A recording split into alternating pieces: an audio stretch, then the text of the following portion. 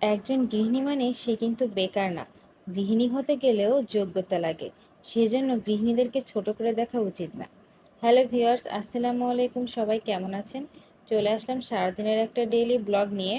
তো এটা গতকালকের ভিডিও ছিল, তো আপলোড করা হয়নি, তাই ভাবলাম যে আজকে আপলোড করে দিই। তো সকালে উঠে আগে সবজি কেটে নিচ্ছিলাম। আজকে পাঁচফোড়ন দিয়ে সবজিটা ভাজি করব।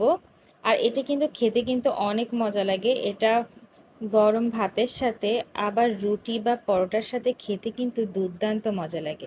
কিন্তু পাঁচফোড়নের ব্যালেন্সটা একেবারে পারফেক্ট দিতে হবে। তো এক সাইডে সবজিটা সিদ্ধ বসায় দিলাম, আর এক সাইডে রুটিগুলো ভেজে নিচ্ছি। আসলে প্রতিদিন সকালবেলা থেকে শুরু হয়ে যায় একটা গৃহিণীর যুদ্ধ। যেমন একটা চাকরি যেমন সকাল থেকে সন্ধ্যা পর্যন্ত টানা চলে, সেরকমই গৃহিণীর যুদ্ধটাও চলে। সকালে নাস্তা বানানো, দুপুরে কি রান্না করব সেটা নিয়ে ভাবা, তারপরে যদি ছোট বাচ্চা থাকে তাহলে তো কোনো কথাই নেই। তাকে টাইম টু টাইম সব কিছু করা, গোসল করানো, খাওয়ানো দাওয়ানো, আর এই সব কিছুই খেয়াল রাখতে হয় একা হাতে। আর যদি শ্বশুর শাশুড়ি থাকে তাহলে তো একটু সুবিধা হয়, কিন্তু একা থেকে পুরো সংসার সামলানো, ঘর গোছানো, সব কিছু মিলে অনেক কষ্টকর। তাই গৃহিণীদেরকে ছোট করে দেখা উচিত না।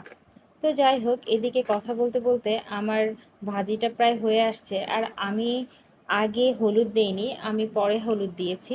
আগে হলুদ দিলে পেঁপে আর গাজর সিদ্ধ হতে যাবে না, এই জন্য পরে হলুদ দিছি।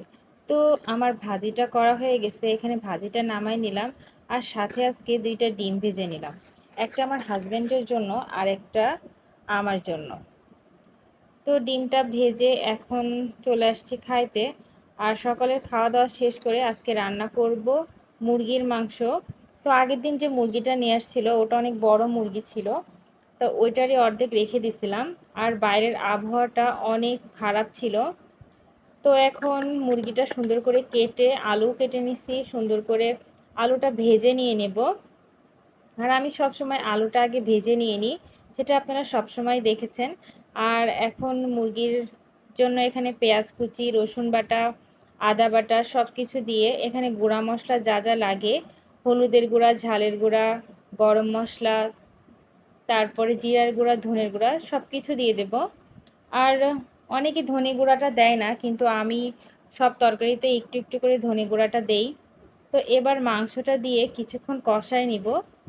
আর এটা যেহেতু বড় মুরগি ছিল, এই জন্য সিদ্ধ হতে একটু সময় লাগবে। এখন আলুটা দিব না, হালকা একটু সিদ্ধ হয়ে আসলে তারপরে আলুটা দিয়ে দিব। আর আমি আজকে মুরগিটা রান্না করব টমেটো দিয়ে। তো টমেটো দিলে দেখা যাচ্ছে ঝোলটা একটু ঘন হয়, তো এখানে টমেটো দিয়ে দিলাম।